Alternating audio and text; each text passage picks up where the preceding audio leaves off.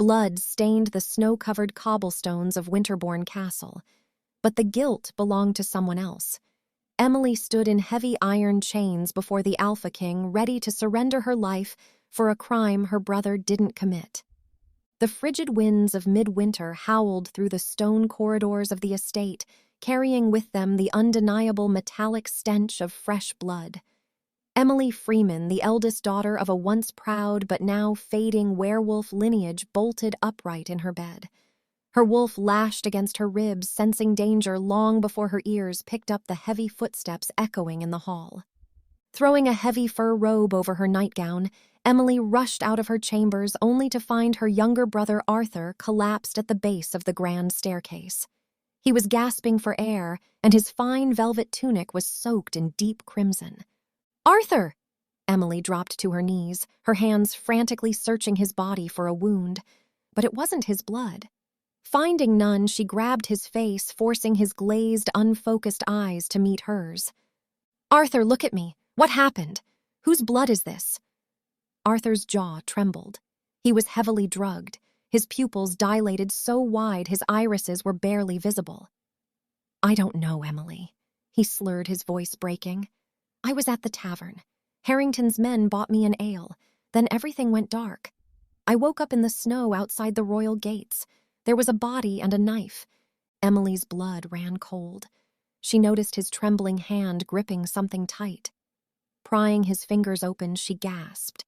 It was a silver-laced dagger, an ancient heirloom bearing the roaring wolf crest of the Freeman family. The blade was coated in thick, congealed blood, but it was the scent clinging to it that made her stomach drop. It was the distinct, earthy scent of Beta Henry Spencer, the Alpha King's most trusted advisor and chief strategist. A sharp, piercing howl shattered the night outside their estate, the royal wolves. They were already here. Emily's mind raced. Arthur was reckless and easily manipulated, but he was no murderer. More importantly, he was the sole male heir to the Freeman name.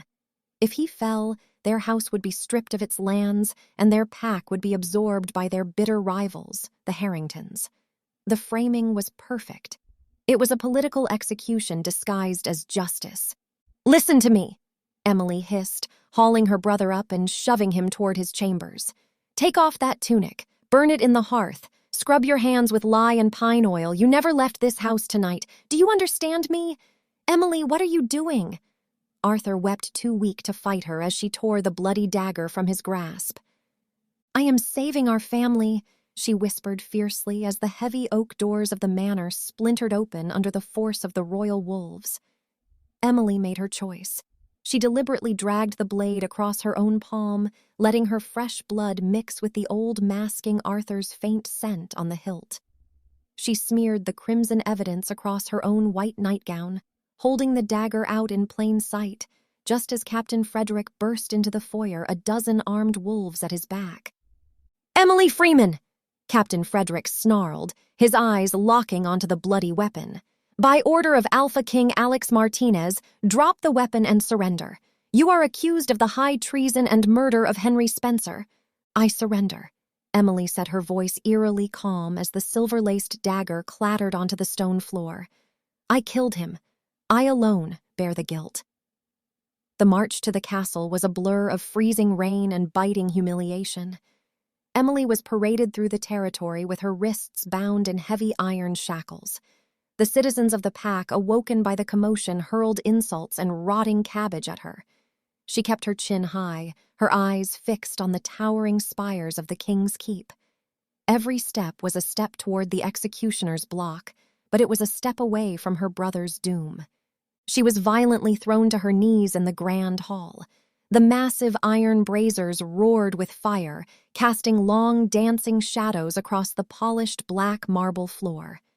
At the end of the hall sat Alpha King Alex Martinez. He was a terrifying vision of primal authority. Broad-shouldered and imposing, Alex possessed piercing amber eyes that seemed to strip away flesh and look directly at a person's soul. His jaw was clenched so tight the muscles twitched, and the raw, oppressive weight of his alpha aura forced every wolf in the room, including Emily, to lower their heads. Emily Freeman, Alex's voice was a low, dangerous rumble that vibrated through the stone floor. He stood up slowly, descending the steps of his throne. My finest beta, a man who survived 3 wars found slaughtered in the snow, and the killer is a woman who paints in watercolors and attends afternoon tea. He stopped directly in front of her. The scent and raw power enveloped her, making her heart hammer against her ribs.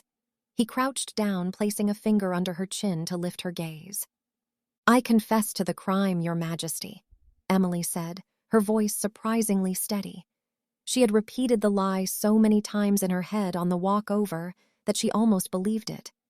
That conviction masked the scent of deceit that a werewolf would normally exude when lying. "He insulted my family's honor. I lost my temper." Alex's amber eyes narrowed. He inhaled deeply, catching the scent of her blood, her fear, and her unyielding resolve. There was no lie in her scent, but his instincts. The primal wolf within him that had kept him on the throne for a decade screamed that this was wrong. "Lock her in the deep dungeons," Alex commanded without breaking eye contact with Emily. "Do not use silver chains. Iron will suffice. No one is to speak to her. No one is to touch her. I will deal with her personally." The royal dungeon was psychological torture. It was entirely carved from the bedrock beneath the castle, dripping with freezing condensation and reeking of centuries of despair. Emily sat on a thin bed of straw, shivering as the damp cold seeped into her bones. She watched the single torch flickering in the corridor, counting the drops of water falling from the ceiling to maintain her sanity. "Arthur is safe," she told herself repeatedly. "Arthur is safe." It had been 2 days. 2 days of total isolation, left alone with the impending reality of a public beheading. Emily felt a strange sensation, something she hadn't felt in a couple of years. Just then, footsteps broke the oppressive silence. They were heavy and accompanied by the distinct clicking of boots on wet stone. The heavy iron door of her cell groaned open, and the towering silhouette of Alex Martinez filled the frame. He stepped inside, dismissing the guards with a sharp flick of his wrist. He didn't wear his crown, nor the heavy ceremonial furs. He was dressed in a simple dark leather tunic and pants, making him look less like a king and more like a warrior. He carried a heavy wooden chair from the corridor, set it down in front of her, and sat leaning forward with his elbows on his knees. For a long time, he just looked at her. "You haven't eaten?" Alex noted his voice conversational and infinitely more intimidating. It is difficult to maintain an appetite when one is measuring the days until they meet the headsman. Emily replied dryly, pulling her thin, blood-stained robe tighter around her shoulders. "Do you know why I haven't ordered your execution yet, Emily? Because you wish to parade me before the Pack Council to make an example of my family?" she answered bitterly. "No," Alex said softly. He leaned in closer, his amber eyes locking onto hers. "Because you are lying, and I am trying to figure out how you have managed to completely suppress the scent of a lie from an alpha." Emily's breath hitched, but she forced her heart rate to remain steady. "I am not lying. The dagger was mine. The blood on it was his." I confessed. "What more do you need, Your Majesty?" "A motive that actually makes sense," Alex countered quickly. "Henry Spencer was 35 years old, a seasoned warrior who outweighed you by 100 pounds. You expect me to believe you took him in single combat because of a perceived insult? Furthermore, I know you, Emily. 2 years ago at the Solstice Festival, you spent 2 hours nursing a wounded raven back to health in the royal gardens. I watched you from the balcony. A woman who weeps over a broken bird does not butcher a man and leave him to rot in the snow." Emily looked away, her cheeks flushing. He remembered her. The Solstice Festival had been a brief moment of magic in her otherwise rigid life. She had felt a strange pull that night, an electric tension in the air whenever the king was near. But she had dismissed it as awe. She realized she was feeling it again. "People change, sire," she whispered. "Not their souls," Alex said firmly. He stood up, pacing the small cell. His wolf was restless. Ever since she had been brought before him, his inner beast had been pacing, growling at the thought of her in chains. It was an instinct he was struggling to suppress. "I visited your estate this morning. Your brother Arthur is in a state of absolute hysteria. He tried to throw himself at my guards, screaming that he was the one who belonged in the dungeon." Emily leaped to her feet, the iron chains rattling violently. "He is a foolish boy. He is grieving my impending death. His mind is shattered. You cannot listen to him." Alex stopped pacing and turned to her, a triumphant gleam in his eye. Ah, there it is. The panic. The real emotion. He closed the distance between them, his presence overwhelming her. He reached out his warm, calloused hand, gently wrapping around her chained wrists. "You didn't kill Henry. You're protecting that idiot brother of yours." "I killed him," Emily repeated, a tear finally slipping down her icy cheek. "Please just sign the writ of execution. Let it be done. I will not execute an innocent woman." Alex growled, his thumb subconsciously brushing against her wrist. The contact sent a jolt of raw heat up her arm, making her gasp. Alex felt it too. His eyes widened slightly as the undeniable spark of a mate bond, faint but undeniably, there flared between them. He quickly dropped her hands and took a step back, masking his shock with a stony expression. "I have my spy master investigating the tavern where your brother was seen that night," he said, his tone strictly business once again. "Until I have the truth, you will remain here. But know this, Emily, I will not let you throw your life away for a lie." As Alex left the dungeon, his mind was a storm, a mate bond with the prime suspect in his Beta's murder. The timing was disastrous. Up in the council chambers, a different storm was brewing. Reginald Harrington, a sneering, ambitious man with a scarred jaw, slammed his fist on the heavy oak table. Beside him sat Betty Kensington, a stunning but venomous woman who draped herself in silk and ambition. "The king delays," Reginald spat, pouring himself a goblet of wine. The Freeman wench confessed. "Why is her head not on a spike on the castle gates?" "Patience, Reginald," Betty purred, admiring her perfectly manicured nails. "The poison we slipped the boy wiped his memory perfectly. The guards found the dagger exactly where we planted it. If Alex does not execute the Freeman girl before the pack assembly tomorrow," Reginald growled, "the other councilmen will view it as weakness. A king who cannot avenge his own beta is no king at all. We will call for a vote of no confidence. Either way, the Freemans fall and we take their lands, strengthening our numbers for the coup." Betty smiled, a chilling, predatory expression. "And I shall wear black to the execution. It brings out my eyes." The day of the pack assembly arrived with a cruel, biting frost.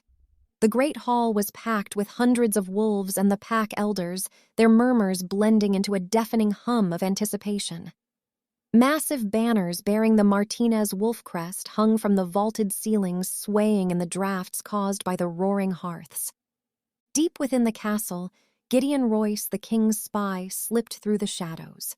Gideon was a lean, scarred wolf who preferred the company of secrets over people. He held a small leather-bound ledger in his hand. It was Spencer's personal log hidden in a false bottom of his desk, a desk Gideon had spent the last 2 nights meticulously dismantling. Gideon sprinted up the spiral stairs, bypassing the guards, with a flash of his royal seal, and burst into the king's private chamber. Alex was already dressed for the trial. He wore formal armor, darkened steel engraved with ancient runes, and a heavy cloak of black wolf fur. He looked like a god of war, but his eyes betrayed a sleepless night and agonizing tension. "Speak," Alex commanded, turning away from the window overlooking the courtyard where a wooden scaffold was already being constructed. "You were right, sire," Gideon breathed, bowing deeply. Spencer wasn't killed over a feud. He discovered a discrepancy in the southern lines. The Harrington and Kensington houses haven't just been skimming coins. They've been using it to purchase silver weaponry from the humans in the east. Spencer logged it here. He was going to present it to you the morning he was killed.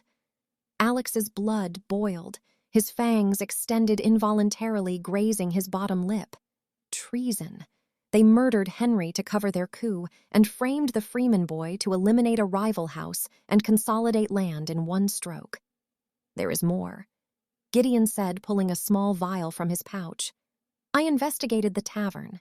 The barkeep was suddenly very wealthy, but a little persuasion loosened his tongue.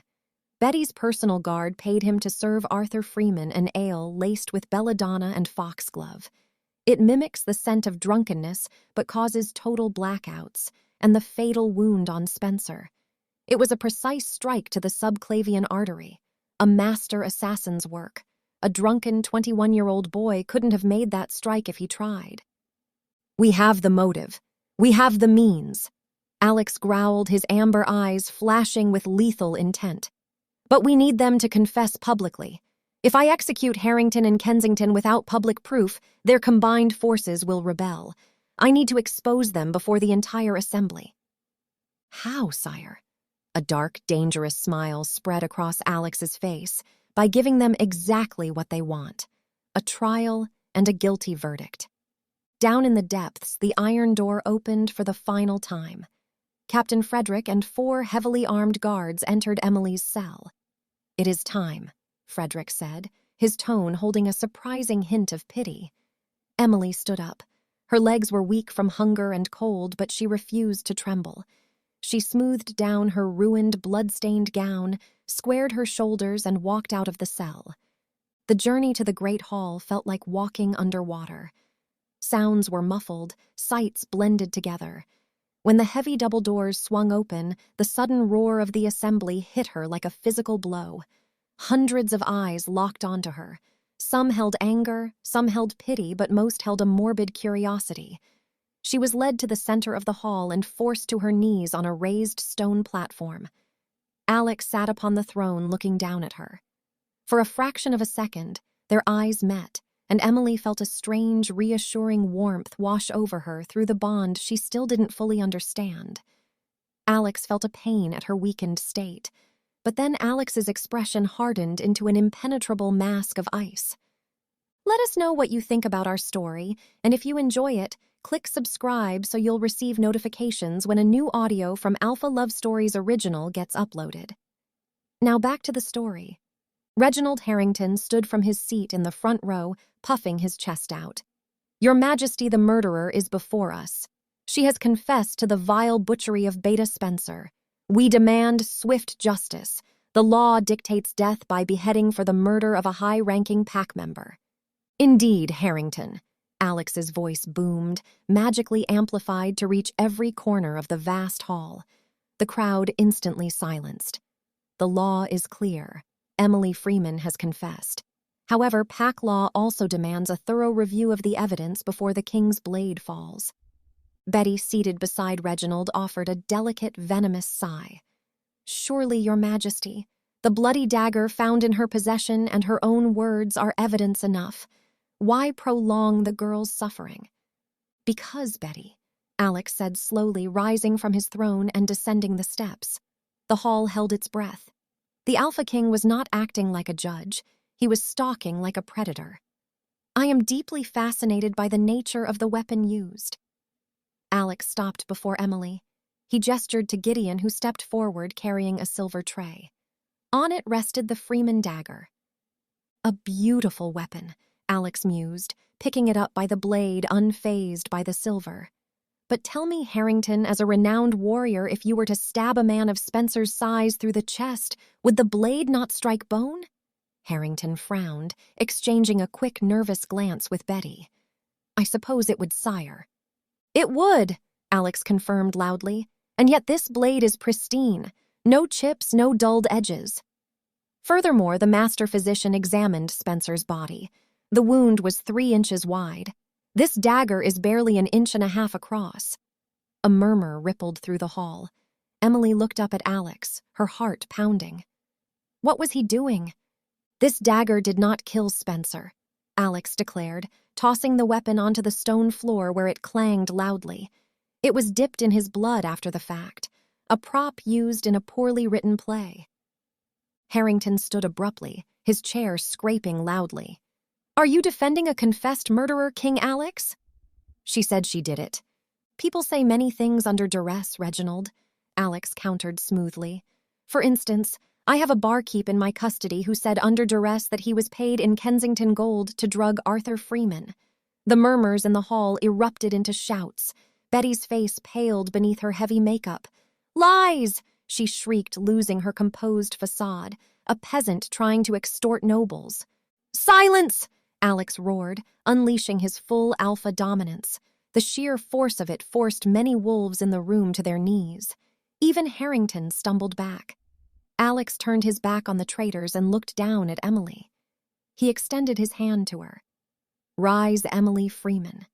Trembling, she placed her small, cold hand in his massive, warm one. He pulled her to her feet, effectively shielding her with his own body from the rest of the hall. The gesture was not lost on the assembly. The king was claiming her under his protection. "You took the blame to save your brother," Alex said softly, meant only for her ears, and the bond between them flared brighter than a roaring hearth. Then, turning back to the assembly, his voice turned to thunder. "The real traitors sit in the front row, and today they will face the judgment of the Alpha King." The atmosphere in the great hall shattered, fragmenting into 1,000 overlapping gasps, murmurs, and furious whispers. The accusation hung in the frigid air like a lit fuse sizzling with the promise of absolute destruction. Reginald Harrington's face cycled through a spectrum of colors from arrogant flush to sickly pale, and finally settling on a mottled, rage-fueled crimson. Betty Kensington froze, her elegant facade cracking as her eyes darted frantically toward the heavy oak doors, calculating the distance to safety. "This is an outrage!" Reginald bellowed, his voice cracking under the oppressive weight of the king's aura. He stepped away from his chair, his hands curling into white-knuckled fists at his sides. "You dare accuse the most ancient and loyal houses of the territory of such baseless treachery? You insult us to protect this confessed murderer? You are blinded by her, Alex. The pack assembly will not stand for this madness." King Alex did not flinch. He remained standing protectively in front of Emily, his broad shoulders shielding her from the hostile glares of the crowd. "Is loyalty what you call the stacks of silver-forged swords currently sitting beneath floorboards in your northern estate?" A deafening silence slammed into the room. Even the crackling of the massive hearth seemed to quiet. Gideon Royce, the king's spy, stepped out from the shadows. He held up a thick, leather-bound ledger, its pages marked with dark red ink. Spencer's personal logs, Gideon announced, his voice carrying the sharp precision of a striking blade. He meticulously documented every missing coin from the southern tax lines, tracing them directly to human mercenaries in the east. The Harringtons and Kensingtons were arming a private militia. Spencer was killed because he was bringing this ledger to the king the very morning he was found dead. "Lies!" Betty shrieked, her perfectly manicured hands gripping the wooden chair in front of her. Her voice was shrill. Desperate forgeries created by a desperate spy to appease a mad king. "We also intercepted your messenger raven this morning, Betty," Gideon added smoothly, pulling a small scroll from his tunic. "A message addressed to your rogue contacts instructing them to march on Winterbourne the moment Emily Freeman's head fell. A perfectly timed coup." The undeniable truth crashed over the assembly. The wolves who had just been demanding Emily's blood began to look to Reginald and Betty with expressions of horror and disgust. Realizing the trap had snapped shut around them, Reginald's survival instincts took over. He let out a guttural, terrifying roar, his eyes flashing a vivid, unnatural yellow. "Take them!" Reginald commanded, drawing a hidden silver-plated dagger from his boot. Chaos erupted from the crowd. 24 guards bearing the Harrington and Kensington crests suddenly drew concealed weapons. They were not standard steel. They were gleaming lethal silver. The traitors had infiltrated the assembly itself. Screams echoed against the vaulted ceilings as unarmed wolves scrambled to escape the sudden bloodshed. The king's royal guards, led by Captain Frederick, immediately drew their swords, clashing violently with the rebel forces. The sickening ring of metal striking metal filled the air, accompanied by the ferocious snarls of shifting wolves. Emily stumbled back, her heavy iron chains weighing her down. She was defenseless, a sitting target in the middle of a war zone.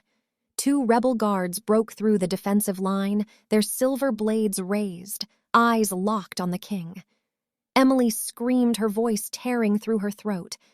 Alex did not bother to draw his sword.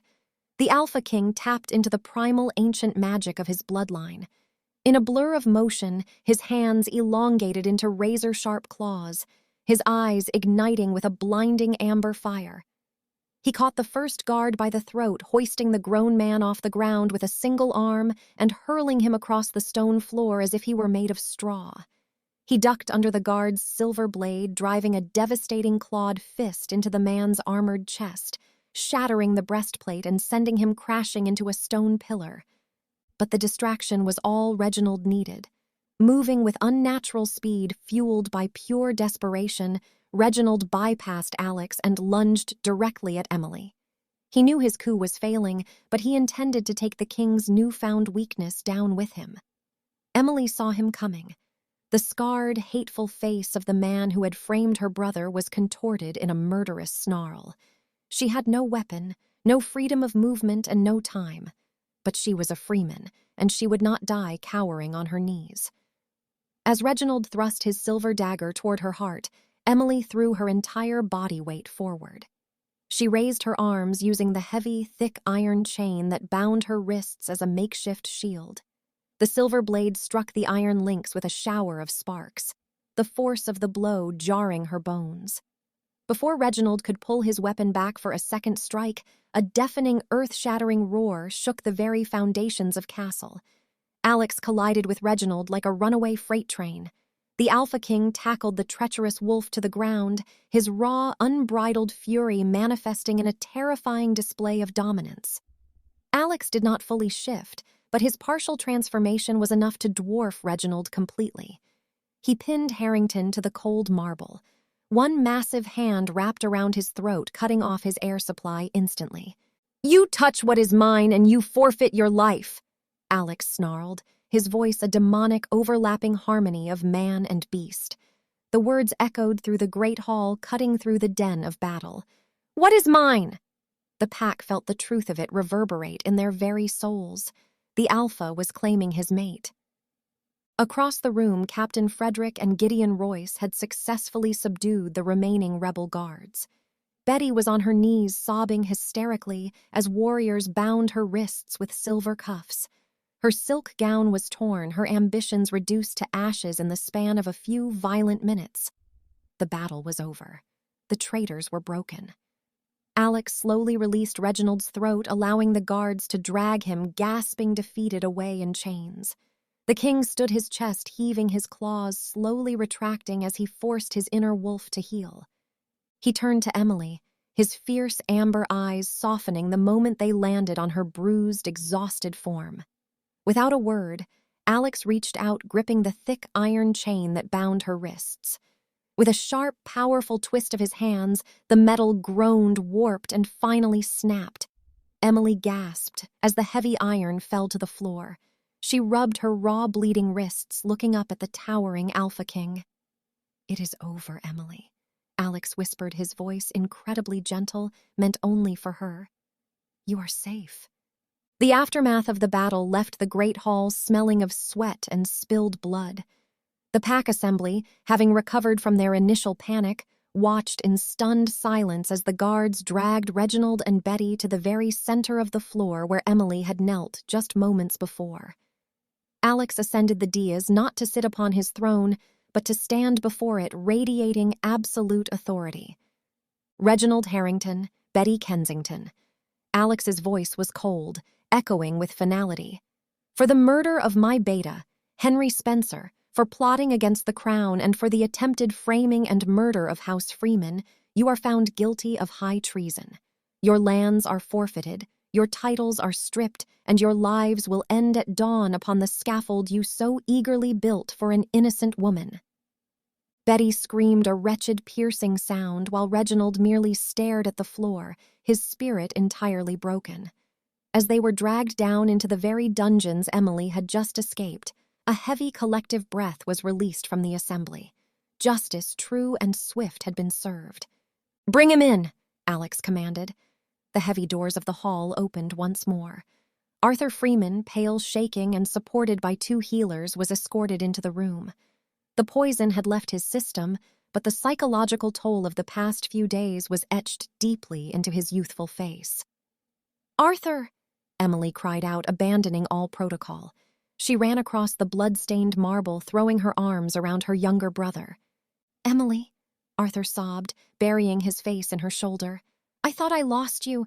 I thought they killed you. I am so sorry." "Hush," Emily whispered fiercely, stroking his hair, her own tears finally spilling over. "It wasn't your fault. We are safe now. The truth is known." Alex watched the reunion, a profound warmth expanding in his chest. His wolf, usually restless and violent, was completely calm, purring at the sight of his mate safely holding her kin. "Arthur Freeman," Alex called out gently, prompting the boy to look up. "Your name and the name of your house is cleared of all wrongdoing. To compensate for the suffering your family has endured, the lands previously held by House Harrington will be transferred to House Freeman effective immediately. You are the owner of those lands now. Rule them with more honor than your predecessor." Arthur fell to his knees, bowing his head to the stone. "Thank you, Your Majesty. I swear my life and my house to your service." Alex nodded, then stepped down from the dais, walking directly toward Emily. He offered his hand to her. She looked at his palm, then up into his striking amber eyes. The fear, the deception, the icy walls she had built around her heart over the past few days melted away. She placed her hand in his, letting him pull her gently to her feet. "Come," Alex said softly. "You need a healer, and we need to talk." He led her out of the great hall, leaving Gideon and Frederick to manage the stunned assembly. They walked through the quiet, torch-lit corridors of the upper keep, far away from the dungeons and the politics. Alex brought her to his private chamber, a warm, expansive room filled with ancient, rich tapestries and a massive, roaring fireplace. Alex guided her to a plush velvet chair by the fire. He didn't call for a servant or a healer. Instead, he walked over to a wooden cabinet, retrieving a bowl of warm water, clean linen, and a jar of healing salve made from crushed silver leaf and aloe. He knelt before her on the plush rug. "You are the king," Emily murmured, her heart fluttering frantically against her ribs as he gently took her bruised wrists. "You shouldn't be tending to my wounds." "I am a king," Alex agreed, his thumbs softly grazing her skin, sending sparks of electric heat shooting up her arms. "But right now, I am simply a male caring for his mate." Emily stopped breathing. She stared at him, searching his face for any sign of a jest, but found only raw, unyielding devotion. "You knew in the dungeon?" "I felt the spark the moment I touched you," Alex confessed, his amber eyes locking with hers. He carefully dabbed the warm water against her cuts, washing away the dried blood. "But you were so determined to die for your brother, you had completely walled off your own heart. I knew that if I told you then, you would have rejected the bond, thinking it was a trick to force a confession. I had to prove to you that I was worthy of your trust before I could ask for your heart." A tear slipped down Emily's cheek, catching the firelight. "I was so terrified, Alex.